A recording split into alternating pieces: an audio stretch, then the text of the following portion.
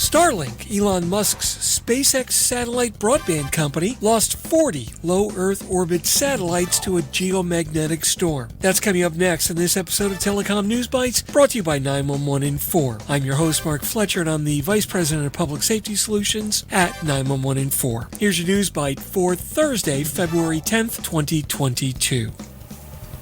Last week on February 3rd, Starlink launched 49 satellites into their intended orbit, but up to 40 of those will or already have re-entered the Earth's atmosphere after being heavily impacted by a solar storm last Friday, according to a SpaceX update. SpaceX explained that these storms cause the atmosphere to warm and atmospheric density at their low deployment altitudes to increase. GPS on board the satellites indicated the ramp in speed and storm severity resulted in atmospheric drag to jump up to 50% higher than in previous launches. SpaceX officials said that the Starlink team commanded the satellites into what's called a safe mode, where they would fly edge-on like a sheet of paper to minimize the amount of drag and effectively take cover from the storm. And the team continued to work closely with the Space Force's 18th Space Control Squadron, as well as Leo Labs, to provide updates on the satellites based on ground radar. However, with greater drag at the low altitude, the company said satellites weren't able to leave safe mode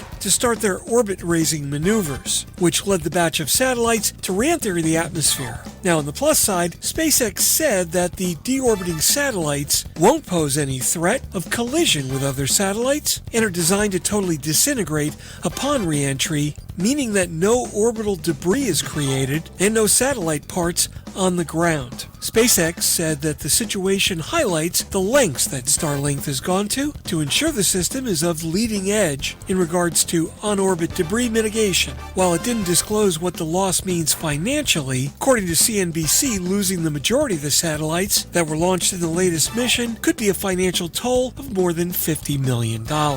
This latest Starlink update comes shortly after the Elon Musk-backed satellite broadband venture teased a brand new tier of service dubbed Starlink Premium. It touts faster speeds and improved throughput, but comes with a pricey $500 a month bill for the monthly service, and that's on top of a one-time $2,500 hardware fee for the equipment. The signups for the premium service are active now, with delivery expected to start in the second quarter.